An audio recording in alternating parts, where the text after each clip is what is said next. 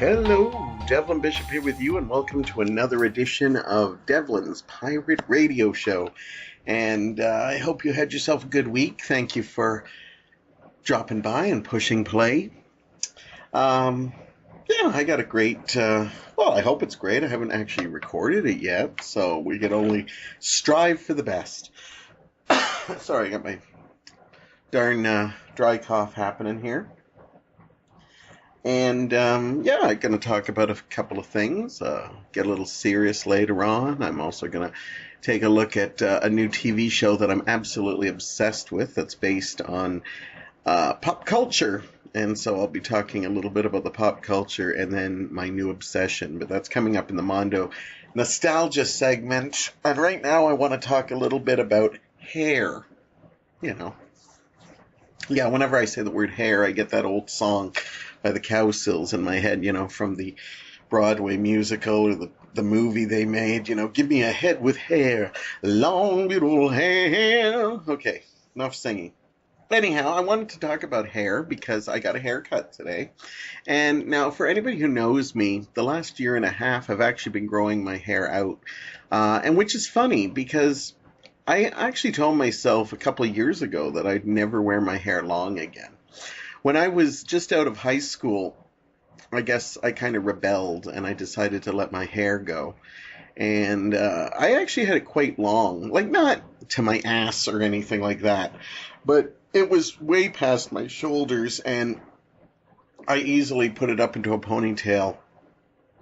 And as I said, it wasn't a long ponytail, but it was surprising. I think a lot of people are surprised. I have some friends come over to the house and I have a couple pictures around with my long hair and they're like, wow, it barely looks like you. And after I finally cut it down and I said, you know what, I really look at those old pictures and I think to myself, I hate how I looked in them, I know we all go through that. I'm sure you've seen pictures of yourself, maybe in old photo albums of your family and you're like, oh, that's horrible. But really, I was just the same. I was just like, what the hell was I thinking? So, when I started wearing my hair short, I said, this is it. This is the way it's going to be. But for some reason, I don't know, you can call it middle-age crazy or, midlife crisis, whatever you want. I decided last year that I was going to just keep growing my hair until I got tired of it. And I started early in the year, and I figured, usually I get tired of it around summer. Basically, I just can't handle it after,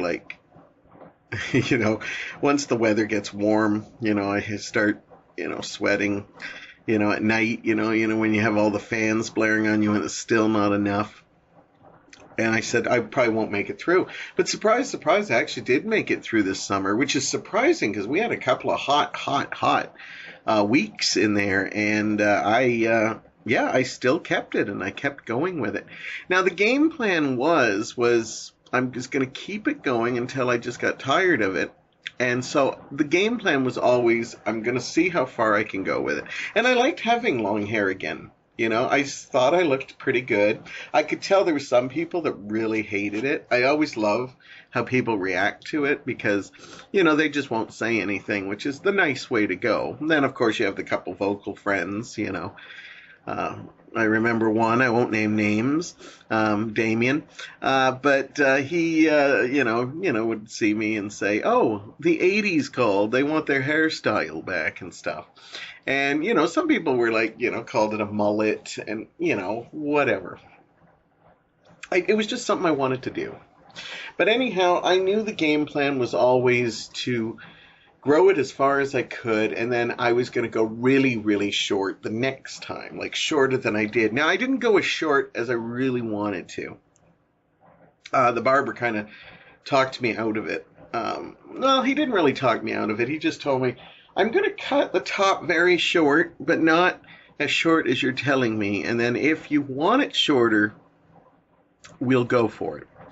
And then so he just kind of did it really short on the sides, medium short, around the base of the top. And then he kept it about like 3/4 full at the top. And so I looked at it in the thing and I go, yeah, let's do this. Who knows? Maybe I'll go shorter even more. But it is short for anybody who saw me.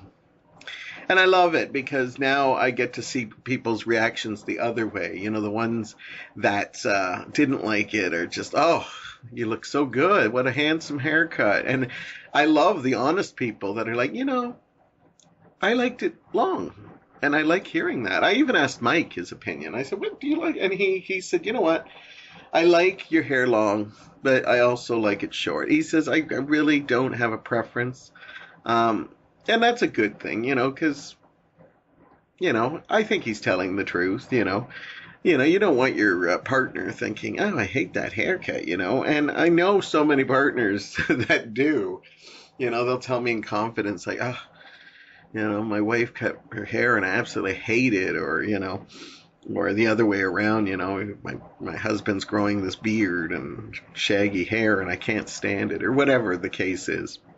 So anyhow, I've had a couple people tell me, and I kind of like that, because I was questioning it, like, is today the day? Is today the day? Because I kept thinking all this week, I can't wait to get some time so I can go get my hair cut. But on the actual day, I kept looking into like windows or glass and seeing the hair. And the funny thing is sometimes with my hair, I always have to keep it really trim, even though it's long, because my hair can get out of control.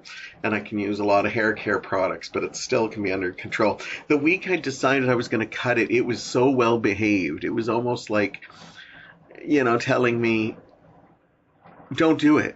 Don't do it. Look, we'll behave. We'll behave. My hair's talking to me. You gotta get that image in there.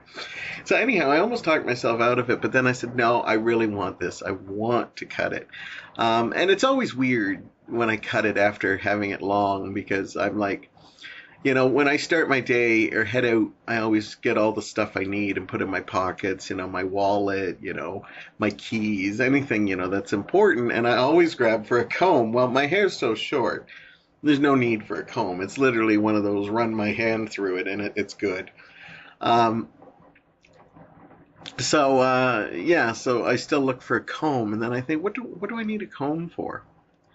So anyhow, so I'm short again, and what happens, of course, the weather turns absolutely freezing. But that's not, you know, even somebody said, you know, you must regret doing that now that no, I didn't do it because of weather. I do nothing because of weather. You know, I did it because it was time. I just felt it was time. I don't know if I'm going to keep it short now or if I'm going to grow it back long again. I don't know. I used to be a little nervous when I got my hair cut because I do have a bald patch in the back. I'll tell you, the first time a man sees that patch in a picture, because we don't see it. It's at the top of our head, right? So we don't see it. Now, we're either find out about it by somebody mentioning it, or we see a picture of the back of us and suddenly like, what the hell is that? And I have a small little patch coming in that kind of looks like I'm wearing a yarmulke, like I'm Jewish, and it's got a little bald patch there, and sometimes some hair covers it. And the first time I noticed it, I can't remember if I got hit with somebody telling me, oh, you're balding in the back, or what, but I know I was traumatized. I don't know. I'm sure women, you know, if they see that their hair's thinning or anything, they get traumatized too. So I think we all can relate to this, or just other things, you know, growing up. And I was traumatized too. I was like, oh my God, this is, you know, I love my hair. I love it. I've had to deal with a lot of things with my hair, because I used to be a redhead, a ginger, and I noticed that as I grow up, I'm slowly becoming a brunette. I even get quite light in the summer. If I stay out in the sun, I can actually almost bleach my hair where it looks like a strawberry blonde, but I need to be in the sun a lot for that, and that sometimes makes me a little sick if I'm too long in the sun. But you know, losing my color was a big thing too, because I loved my color. Now, don't get me wrong, when I was a kid, I hated being a redhead, you know, because I grew up in a time where redheads were looked as freaks, and you were unique. You weren't taken seriously. And so I hated it. And then as I grew up, I realized it was different. It was unique. I remember women would come up to me and said, "Do you color your hair? Because that's a beautiful color." I said, "No, this is my natural hair. I've never colored my hair." And, women would just come up saying, "What hair color is that? I love it." And then I realized it was going brown, and I hate that. My mother went brown too. She had beautiful red hair, and as she got older, it went brown, and then it went like gray in it. And she would dye her hair and stuff like that. Um, and it bugs me too because my brother has like a more of an orange hair, and his is almost going like he's going to get that either like he's going white a little bit, but he's going to have that beautiful white, and I don't know what I'm going to have because I've only found a couple of gray hairs, knock on wood, on my, my when I grow my beard out or my goatee, and I see a little white, but I haven't found any in my hair yet. But yeah, it's that moment when you realize, oh my God, now I'm going bald. I'm turning brown. I'm going bald. So I think I'm going to be okay. I had the receding hairline rather early, so I learned to live with that. And you can really see it now because, as I said, my hair is really short. I think he left me a couple of hairs in front just to make it look like it's filled out a bit. I feel really bad for my partner, Mike, because I know he's going through this. He doesn't talk about a lot of stuff like this, but he looks like he's going to go bald like his dad did. He's when he gets his haircut, you can see that he's like on the verge of being bald. And I think this is, he was always premature gray. Even when I met him in his 30s, he was already showing signs of grayness. And I think he's going to look sweet, but I understand what he's going through because we all go through it. I have a little bit of a bald patch. It could be worse at some point. So the fact that he's seeing himself, maybe possibly losing all his hair on top is really kind of worrying him. But, I can remind him that it's not, I don't love you for your hair. I don't love you because of, maybe when you first meet, looks are everything, but when you fall in love with somebody, it's not all about all that stuff. If I just dumped him because, oh God, you're bald now, I'd be the most shallow person in the world. We've had so much adventures together. We've had so much love and life together. That's what I see. And, he sees, that he's going bald, and I feel bad that he's going through it, but I remind him he's not going through it alone. And hey, I'm losing my hair too. The fact that I could still grow my hair long at this age, I'm very happy about. So I'm glad that I did grow it long, but now I'm back to short again. And yeah, it's funny how hair situations are always like this, I never got to the point, like I see some women and even some men now that color it and they change it constantly. And I wish I had that, but honestly, I could color it, but I'd look stupid if I went dark. I think I dyed my hair black like for Halloween once. I think I used a spray, and it looks so not right on me, just because of my complexion. And then, the only other thing is I could, go blonde, but I just can't even imagine what that would look like. And I don't know, maybe I'm a little bit chicken with it. I'll paint my nails a different color each week, but I've never thought of it. And you see a lot of women now streaking their hair, and I'm not even talking young women. I know now you see a lot of silver-haired older women, and they'll have like a shock of purple in it, or a shock of blue, or green, or something. I call it the gem and the holograms phase. That we're starting to see like everybody is streaking their hair, and if you watch Gem, they did that a lot, multicolored hair and stuff like that. And I think, yeah, that's what it seems like. I can't do anything really drastic with it. It's not like I remember there was a certain time in the 70s, 80s, a lot of men would get permanents. Now, for those of you who don't know what permanents are, I don't even know if they're that popular with women anymore, but maybe older women. They were like these tight curls that you would get. And I knew back in the 70s, and now my dad didn't go through this, but a lot of men who were starting to feel that they were losing their fertility and stuff would get these permanents, which I thought was always weird because I found they looked worse. They don't look natural. My mother always got a perm, and it looked good on a lady. It did. But I thought it was weird when men started getting the perms. And if you want an idea of it, if you remember, if you watch the old Brady Bunch, there's a season where all the boys kind of get like perms, especially Mr. Brady. So in the later seasons, if you look there, that's an idea of what a permanent would look like on a man, and that was very popular right up until, even the 80s. But it was very damaging to your hair, so I'm surprised people did it so much. But I don't know, who knows? Maybe I always get tempted around Halloween to buy some of those sprays and maybe try, putting some spray color in there. But I don't know. I always talk myself out of it or something like that. But, you never know.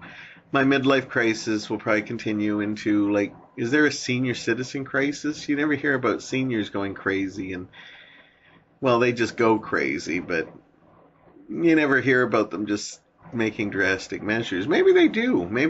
Or maybe age just isn't as big a thing anymore. Like, everybody feels it. Like, I felt it when I turned 25. I didn't feel it when I turned 30. It was 25. Because people would say half century, quarter century, not half, quarter century. And now coming up to my 50th, I'm really downplaying it a lot, even though I talk about it a lot. You can tell I'm anxious about it because it blows my mind that I made it to 50 when I had a life that I didn't think I'd make it to 30. But anyhow, so it's going to be short hair for the next little while, hope it's good. I think I look overall better in my short hair.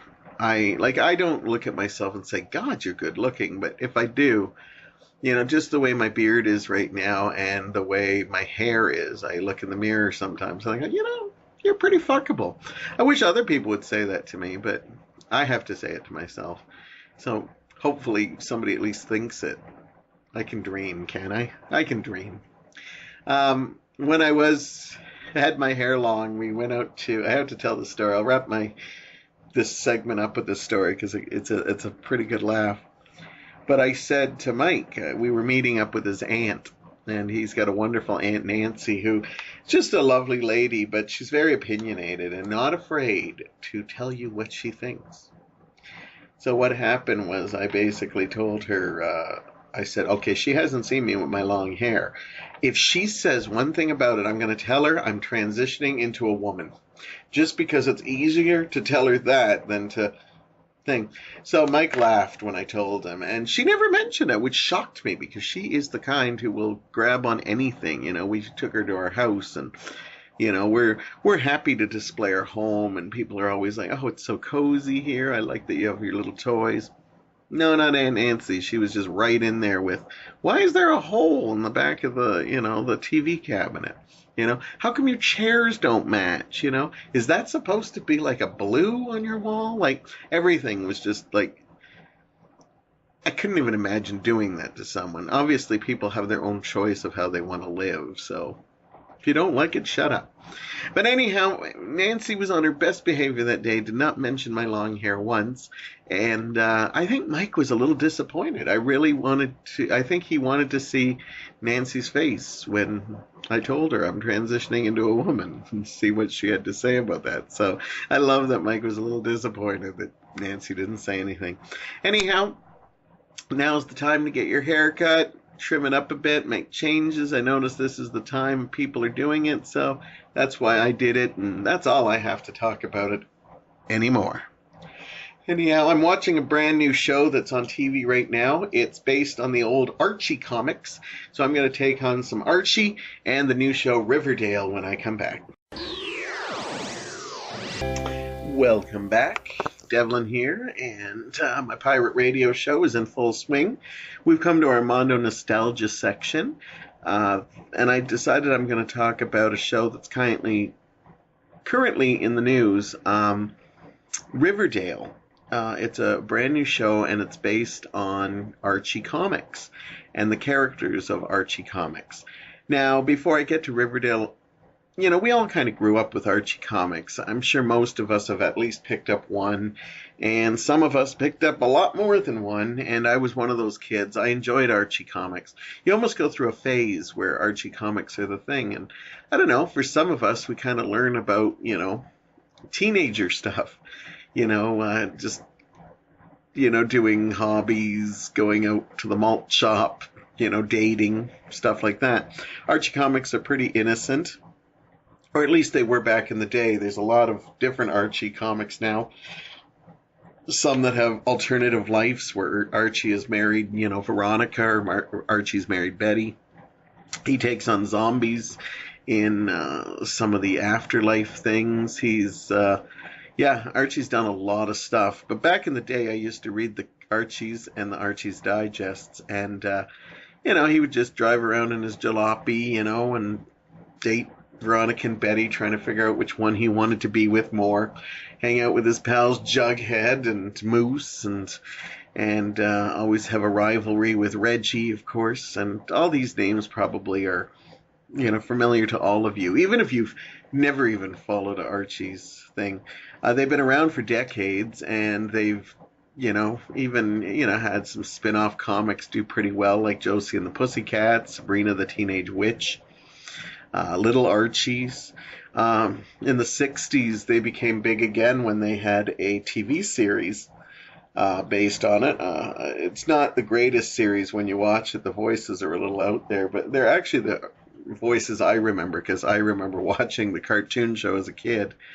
And they had two shows. They had the Archie show and Archie's Funhouse, which came out a little bit later. And even Josie and the Pussycats and Sabrina the Teenage Witch got their own animated series that are all available on DVD if you look for them.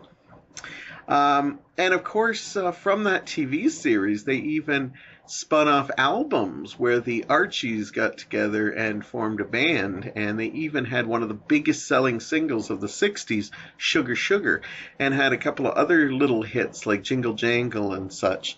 And they actually were like a studio group that had hits on the chart. Sugar Sugar, you play any oldies retro show and you'll still hear that. It's such an iconic song, and all because of a cartoon band. As I grow up, though, Archie's kind of disappeared for me. I, started reading harder comics or superhero comics, or, but, you always remember the Archies in some form or another. And, one day you just notice that, hey, they still make Archie comics. But if you actually really look, the amount of titles that the Archie comics conglomeration, or whatever you want to call them, makes is unreal. And it's actually staggering to see how many titles there are. You've got stuff like Archie. You've got Betty and Veronica have their own series. Jughead has his own series. Then they've got, like, as I said, the Afterlife. They've got, like, darker. They've even made a more realistic one where Archie, and his friends actually have more detailed drawings of themselves. Now, over the years, they have tried to do TV movies and stuff that didn't really do very well. They've even attempted a series, I believe, in the late 70s, early 80s that didn't fare too well. But if you look on YouTube, you can find variations of these, and some of them are just downright corny. The reason we haven't seen a big screen Archie or a updated version of thing until now, of Archie and the Riverdale gang till now, is because the Archie company, the family that runs it, very strict on how it's going to be portrayed. Now, Sabrina, the Teenage Witch, they managed to get a TV show that was pretty successful, which you might remember with Melissa Joan Hart. I believe that's right. Anyhow, that was pretty successful, and they did do a Josie and the Pussycats movie a couple of years back, and it was actually a pretty good movie, but it didn't do well at the box office. What happened, though, is that when they saw that when they started making darker comics for Archie and that the sales for those were getting pretty good, they decided to take a chance and handed it over to the CW, who was going to make a gritty version of Riverdale. And a lot of people were skeptical when this came out because of the fact that it was, are we going to be used to this Archie? Because honestly, the Archie most people remember is, the boy next door, gee whiz, let's go for some hot dogs and milkshakes at, the pop shop and stuff like that, just sweet and innocent. And when I heard about it, I didn't hold up much hope for it. But when I started seeing trailers for this and seeing some of the diverse casting they did, I thought I'm going to give it a try. Now, I'm shallow. I'm the first person to name it. And when they first cast Archie, they got this really hot guy. I think he's Australian. His name's KJ Appa. And I just instantly said, oh, I got to watch this. This guy is really hot. They have to actually dye his hair because he actually has dark hair. And so they have to really dye it a deep red. And I remember when they first showed the first photos, a lot of people said, oh, this can't be Archie. Archie's like hot. He's got abs. He's got, Well, first of all, let me get one thing straight. Number one, being a gay guy, Archie always had abs. In the comics, he was always doing stuff. He was skinny. He always was drawing tone. He was always like playing football and baseball and surfing and just everything he could get his hands on. Not to mention he's got two of the hottest girls in school, Betty and Veronica, after him. And, eventually in the comics, girls went after him too. He's got to be hot. So I never bought anybody who said, I can't buy a hot Archie. Anyhow, they explain it in the show. Basically, Archie spent time at his father's construction site, and his father's played by Luke Perry. I like that they grabbed one of the iconic teen guys from Beverly Hills 90210, brought Dylan to life, and now he's a father on a CW show. It's crazy, and he's really good in it too. Anyhow, his father, recruits Archie to join the construction company, and he basically, is pouring concrete for the summer, and that's how he gets ripped. So he goes from boy next door to everybody wants you. Not to mention that, but he also discovers that he loves music and decides that he wants to be like a musician, and it works. Riverdale is a cross between Twin Peaks and Dawson's Creek, with a whole bunch of Gossip Girl thrown in there too. It's a wonderful soap that looks beautiful. Like, the filming on this is just fantastic. They capture the retro style. It's supposed to take place in today's world. It's got cell phones, everything. But they film it in a retro style, as in Riverdale's this small iconic town. Pop's shop is a retro place. It's the only place in town that's 24 hours, so people go there to meet, whether it's a secret rendezvous or just to hang out and talk about the events.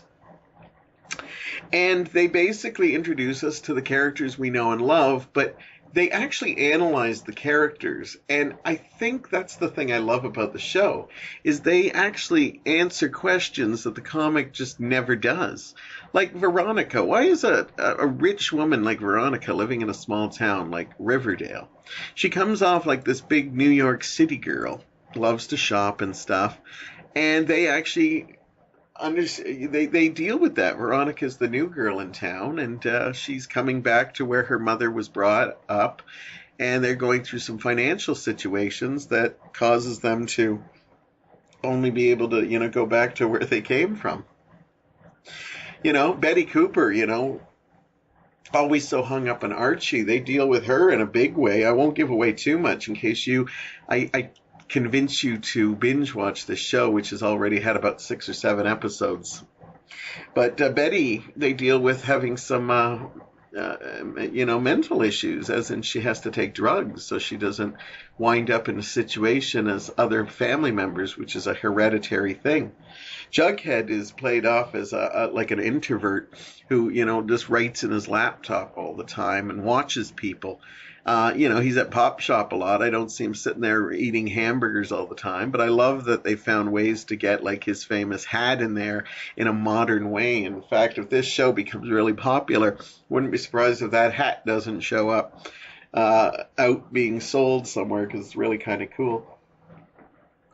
And then they take some liberties, like Josie from Josie and the Pussycats. It's an all-black group, and it's awesome. They even explain the name Josie and the Pussycats in a way. Reggie is, they've made an Asian character, and he hasn't been seen too much, but I'm sure Reggie's going to have his own deep secrets. Moose is like your typical jock guy, but they've made him kind of bisexually curious and wondering if he should go follow through. Kevin Keller, who is a gay character that was added later on in the Archies, is here too. And I love that all the characters are also connected to older characters that run the town, like Kevin Keller's dad is the sheriff, Betty's family runs the newspaper, Josie's mother is the mayor of the town, because it keeps it very Twin Peaks. Cherry Blossom, who was an old Archie's character, passed when I used to read it. Her and her family is like the big rich people of the family, and when her brother dies, everybody in town becomes a suspect, and that's where it gets its Twin Peaks feel from. I absolutely adore Riverdale, and they seem to do their homework too. They introduced characters. They're not afraid to touch on, they don't explain why Jughead's called Jughead. They still use his sister, named Jelly Bean. They try to answer some things, but other things that they can't, they just go with. And I love that. It's a respect to the comic, but at the same time, it's, they dig. I didn't know Betty had an older sister, and they use that in it. They've just done their homework on so many things that I absolutely love. Jelly Bean is actually a character they added in the 90s when Jughead got his own comic. They felt he needed a younger sister. And like recently, they introduced this motorcycle gang in the bad side of town, and they're called the Southside Serpents. And I decided that kind of sounds Archie-ish, but I don't remember them having like a bad motorcycle gang in town, especially in Riverdale. These are really bad guys. They extort money. They sell drugs, the whole works. But it turns out that they did their homework and actually used characters from a little Archie comic. They were just a bunch of boys who were hoodlums, and they turned them into a straight-out motorcycle gang that's just been introduced that I can't wait to see how they play out in the show. There's lots of scandal and stuff. This is not your kid's Archie, but this is an Archie. I've actually talked to many people of all walks of life, from women to younger girls to older people to men, who have said that they think this show is actually so riveting and entertaining. It's fun to see Archies come to life, but then for a while you forget they're the Archies and you see them as real people. What I love about it now is when I go to the supermarket and they have the Archie Digest there, when I look at those Archies, I actually picture all the depth that they've gone into. And I've only seen like 5 episodes at this moment. And they've already like developed these characters. And the characters instantly grow on you. Like, I wasn't sold on the casting of Betty and Veronica, but I really liked the choices they made. They went for really good-looking women, but not obviously good-looking women. They really went for actresses who could act, and like they deal with, in one of the episodes, they actually deal with slut shaming, and they take it very serious, and it's actually really wonderfully done. Riverdale is just a town you could get lost in. The biggest part is, like, as I told you, they casted Archie with this young guy named KJ Apa, and if he did not sell Archie... Now, I told you I watched this Shallow based on the fact that he was hot. And I'll be honest with you, when I watch this show, I actually see Archie. He comes through. He's got the hotness, but he's also got that boy next door look. There's moments where you just look at him and you look right into his face, and that's Archie. So they've done a wonderful job casting. As I said, they changed up some. They didn't change up genders yet, but they have changed up, ethnicity. I can't say it. Anyhow, they changed, races on some of the characters, and it works really good. It makes it more well-rounded, and I can't wait to see where this goes. Now, ratings for it have been kind of mixed. They have had some really high episodes, and they've had some low ones. So I'm on the edge of my seat to see if this show will get picked up. But I hope and pray, if they do not pick it up, that they at least give the writers enough time to wrap this thing up, and this will be a beautiful miniseries. I've seen 5 episodes, and in that 5 episodes, this show just gets better and better. There's so much nostalgia in it, retro feel. The filming of it is phenomenal. There's some gothic scenes in this that you wouldn't expect. Just wonderful. And the scandals are fun. It's just a wonderful ride. And, as I am a huge Twin Peaks fan, and I think that this is like a mellowed down Twin Peaks. But mellowed down only in the quirkiness. As far as like wonderful, rich characters, this has got it all. In fact, if you're a fan of Twin Peaks, check this out. If you're a fan of Archie, check this out. You might want to watch a few episodes before you let your kids, like your kids might be avid Archie readers, but if they're older, I think it'd be okay. But you might want to check it out because they do deal with stuff that Archie Comics probably doesn't deal with, like murder and, sleeping with older characters and stuff like that. So you might want to check it out, but for me, visiting Riverdale is awesome, and I hope this show does get picked up because I just love everything about it so far, and I can't rave enough about it. It's actually got me, every time I see something in the show, I'm Googling Archie Wikipedia to find out if that was actually something they made up or if something they got from the comics. And I'm so impressed that these people are doing their homework. It shows they have such a love with Archie. And I'm so thankful that the company, the family that runs the Archie Empire, gave a chance for this show, because they always tried to keep it very saccharine and sweet. And I love that they've made Riverdale this seedy little town that's dying, that used to be, like this pop culture icon thing, and now they're just trying to hold it together. And it's kind of losing its identity by finding its identity for the show. Wonderful place to stay.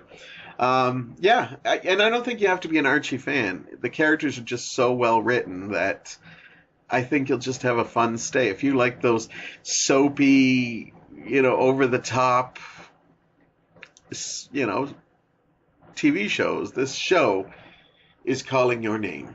And you should check into Riverdale for a bit. I know I'm going to stick with it. And who knows, I might even pick up on Archie Digest once in a while and relive my youth. Because they're out everywhere. You will look now. You go out at the grocery store and stuff. You're gonna be shocked at just how many Archie titles there are. Everything's Archie, like the old '60s show used to say. Anyhow, I'm gonna take a small break, and then I'll be back on the other side with talking about raising kids, coming from somebody who's never had to raise kids. And welcome back. We're here with my final segment of the show, and I'm going to talk about a topic that some people will say, you have no reason to talk about this topic. It's basically raising kids. And first of all, I've talked about this in the past, and I'm a strong believer that you don't need to have kids to know how to raise kids. Now, in no way am I saying that makes us better at it. Obviously, there's no evidence to prove that. So, but I think people who don't have kids still can have an opinion on how to raise kids. Yes, parents do have, parents who actually have kids definitely have more experience and, know that they, what's best for their kids and stuff. But what I'm trying to say is that we still could have an opinion, and we could still have a right opinion. We just don't have any experience to prove it. As in, like, you can have your opinion on going out in outer space, but that doesn't mean your opinion should be, like, shit on because you've never been to outer space. But yes, obviously the people who have actually done it should get a little bit more recommendation. What I will say to you parents is I give you all my respect because I could not do it, and that's one of the reasons I could not raise kids. I just couldn't do it. I don't have the patience. I think I've talked in the past that I always used to dream of having kids when I was younger, and then I hit a point where Mike and I had talked about it and stuff, and we both agreed that for me, I can't talk for Mike, but for me, I'm just too selfish to have a kid. And another reason I never had kids was because it would actually kill me if I raised a kid that was not like me. Like, what I'm saying is not like me as in has to be identical to me. And that's not what I mean at all. I just mean a good heart, somebody who, cares for people, somebody who, that would kill me. But, yeah, but I'm going to get into a whole bunch of stuff here. Bear with me. This is going to be all over the place, I warn you. And when, please, I hate when people say, if Mike and you raised a child, do you think you'd raise it gay? That infuriates me because of the fact that I was not raised gay. In all words, truth, I was raised, to be hetero. But I was also raised not either way. It's just I grew up with everywhere I looked. It was hetero, hetero, hetero, hetero. I didn't know there was even a life choice or a life, thing, because I didn't know. I didn't know gay people, or if I did, I didn't. So obviously, if Mike and I had kids, we'd just raise it, and if it liked women when it grew up, I wouldn't disown it, and that's either if I have a boy or a girl. That works. So, but if it turned out gay, I always say when people say that, it's like, well, you can't have a gay couple raise a child because that child's going to be gay. Well, no, it's not. It doesn't work like that. The person when it grows up will know if it likes the same sex, opposite sex, whatever kind of sex. Anyhow, so this little rant, or whatever it's going to be called, comes from the fact that I had a bad day at work, a really bad day, where I just felt like I was being disrespected at work, and my nice guy sense got the best of me, and I felt that they took advantage of me being a nice guy. And I got thinking to myself, and I was going to write a status, but I'm avoiding writing negative statuses anymore because I'm really trying hard not to be unpositive on my Facebook. I'm leaving my unpositive stuff for this or the very few people who I think can handle it. I'm even lying to people now when I'm in a bad mood because I don't think they can deal with it. So, yeah, isn't it crazy? But anyhow, this came about when I thought about it. And I have to say that you parents, I have a lot of respect for you. Because you're living in a world where, when my parents grew up, they just did what they wanted to their kids, They spanked us. They, yelled at us. They made mistakes. But now parents are almost expected, you're not allowed to make mistakes. Basically you don't raise your kids alone. You have the teachers and the parents telling you the way you have to do it. You have the influence of kids that, are always been there, but now they have more. Even your neighbors or the, parents that your kids are going to school with, if they see something you do wrong, they're right on the horn, and suddenly you're a bad parent. And I think that's horrible, by the way. I think some of it is good, but I think some of it is horrible. I don't know, I grew up a good kid, and my parents made a ton of mistakes, and I think that's what made me a good kid,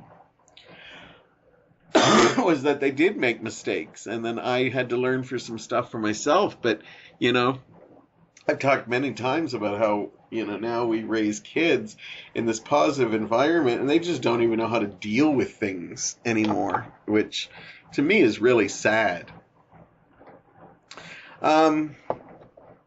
What can I say? So I had a bad day at work and I went home and thought, I'm going to write a status about how, and I didn't, so I'm going to save it for the radio.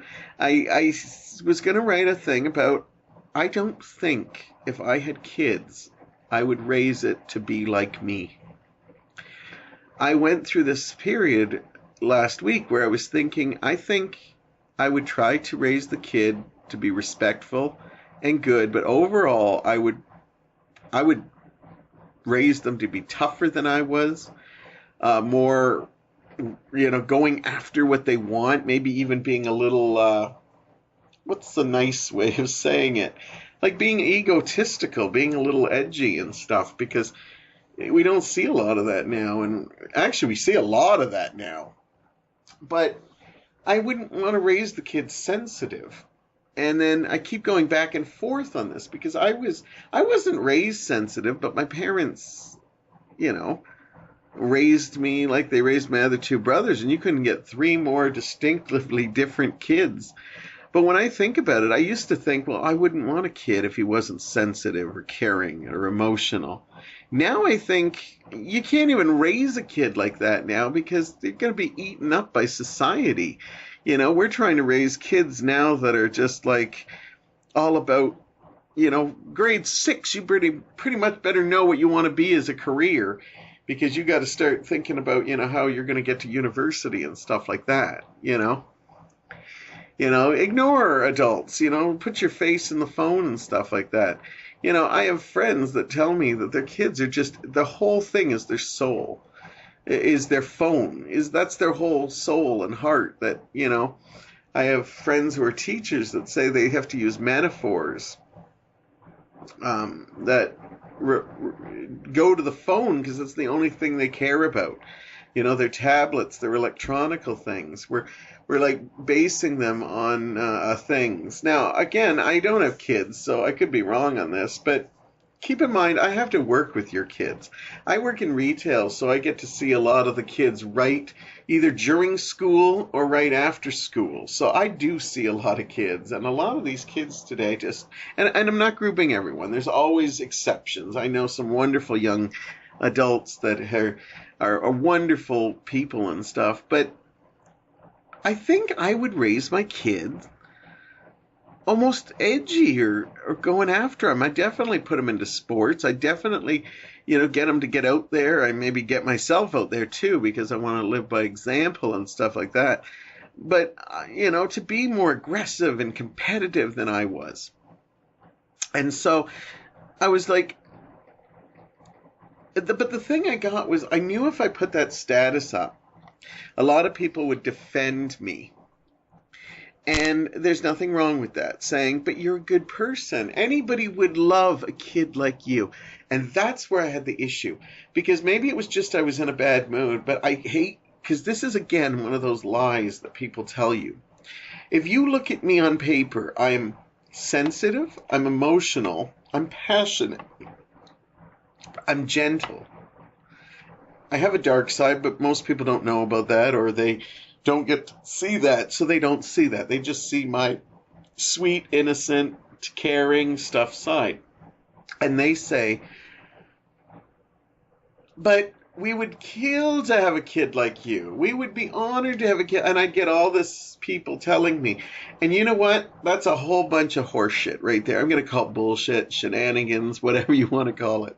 Because at the end of the day, you do not want a kid like me. You say that, and in theory it sounds good, but you want that kid that fights for his job. You want that kid that fights for his, going to school and getting the good grades. You want a kid that fights to be happy. You don't teach a kid that they should be passionate. You don't teach them to be emotional. You don't teach them empathy. And if you do, thank you, because it's just not in the school curriculum anymore. We've dropped so much out of the school curriculum. I'm embarrassed by the things that we have dropped, like spelling. And somebody told me that, history and geography are almost limited now to like partials of the season. And it's just like, it's unbelievable where we're just constantly just teaching them to work with the tablets, work with their phones and stuff like that. I've had parents tell me that the only punishment that they can give their kid is taking their phones away because nothing else matters. Sending them to their room, telling them to do more chores. They'll bitch and complain about it, but the one that seems to like get any response is take your phone away. That's horrible. So anyhow, back to the fact that you guys would all be sitting there, oh, we'd love to have a child like you. You would not. Because you'd have to see this child always getting beaten up. Not like literally, but the world constantly taking advantage of them. All your goodness would be taken, you don't want a kid that's constantly like trying desperately to be a good person. I did everything that I was told to be a good person, and then they put me out in the world, and then it's like I don't fit in because so many other people just look out for themselves. And I'm thinking, so when you tell me, you want a success, and I am a success in a different way. I'm happy. I work to, pay enough to cover my expenses and my hobbies. But you want a kid that makes enough money to get a mortgage on a house. You want a kid that is going to spit out a ton of grandchildren for you because that's what's supposed to happen. You don't want a sensitive kid that has decided, I'm not going to have kids because I'm selfish. I want to go and buy, some action figures to put on my wall, and I'm going to like spend my evening by talking to people online and seeing if they're okay. And so, you don't want that kid. Come on. You want some ideas of that kid. You want some small ideas, but you still want that kid at the end of the day to be, ruthlessly going after their dreams, like whether it's travel or a company they want to be a part of, if they're in competitive sports, that's what you want. You don't want, somebody who is like passionate with their art, or maybe you do. Maybe you do. I'm certainly not speaking for all of you out there, but I find it a big bullshit when I put stuff like that, like, oh, I wouldn't raise my kid like that. And to be honest with you, I probably would still raise my kid to be sweet and innocent and emotional. But then I think that was kind of a sort of abuse because of the fact that, I don't know, I wish I had... It's a really tight thing, because I was just about to say I wish I had more strength, but that's not the word I'm looking for. The stuff I've overcome in my life is so strong that I don't think I have strength, but it's just, I wish I had that tiger going after stuff kind of thing. And sometimes I have it if it's stuff I'm really passionate about, but most times I'm just like, I'm not committed to that. I don't. People always tell me, why don't you become a supervisor at your... I don't want that. I don't want that. I don't want more stress. I don't want more aggravation. But what I want is I just want to be happy. And as much as that's what we want for any kid. But at the same time, we secretly want them to be successful. We secretly we want them to, get enough money to live, that they could buy a house and cars and stuff like that. And you don't secretly dream of, one day, your kid's going to be like in a basement smoking pot, writing, songs on a guitar. Some of you might, and I'm not judging that in any way. But, you secretly want, somebody successful, someone to have your squeeze out your grandchildren. That's why we teach it. That's why we teach, and even schools that do teach alternative lifestyles, it's just kind of crazy to do that because so many families are different. How can you even bother doing that? It's great to show, we respect them, but I don't think we teach to respect different lifestyles and stuff. I think we teach to tolerate different lifestyles, and then like, okay, well, that's what they do, but that doesn't necessarily mean what you do. Okay, you know, it's kind of like going back to when you teach your kids your likes and dislikes. Um, is that good parenting? Like I like hockey. I see people that have every generation has gone to hockey, and when suddenly their 3-year-old wants to go out on the ice and play hockey, I'm supposed to be surprised. But every generation has played hockey, and you've just instilled that hockey mentality to you. How is that not different than like people who force their kids to go to church? How is that different than, you forcing your kids to not like other kids? Like, you should open them up and teach them different things. So I know I've been all over the place on this, and I apologize because I'm basically raising my imaginary children. But I come back to the fact that I don't know if I'd raise my kid to be like me. But maybe in some ways that's why I decided not to have kids, because one, I don't want a child to go through all the hurt that I have. How, his or her heart would break every time, somebody gives up on them or leaves them. That somebody doesn't break down every time they're heartbroken, or somebody's just living their life and, using excuses like, well, I get so busy and stuff like that. And I'd fear for a kid to do that. And then when I think about it, well, do I want a ruthless, savage kid that, succeeds and has money up the wazoo? No. So maybe this is why the reason I chose not to have kids. But I think it's a fine line, and I think it's hard. And that's why I'm going to go back to the fact that I don't envy you parents, because you have a hard world to live in. You have just so many things at play, and just keep doing the best you can. But just remember that sometimes kids aren't learning emotions or empathy or stuff like politeness. Etiquette is totally not even taught anymore, and that's where you parents can step up and make sure they get that. If your kids are irritating you, there's a good chance they're irritating the world, and that can grow into when they get older. Now, for most of you parents, you can just say, he doesn't know what he's talking about, and I'm quite okay with that. You have every right to say that, because I've not been through it. I've not been through it. But if I've given you anything to think about, and I'll be shocked, because this was a mess of a segment, I will be the first to agree with that. But I hope I got my thing out, as in I wouldn't even know where to begin to raise a child. So, in some ways, I'm applauding you parents for at least taking the chance. Sure, I could mention the fact that, and this goes out to you environmentalists, how come environmentalists that are always worried about the planet don't ever worry about overpopulating the planet? They seem to have no problem not taking an extra shopping bag at the thing, but they said, hey, we should knock it down and should have only had like 2 kids instead of 3. It would be nice, because overpopulation is a problem we have too.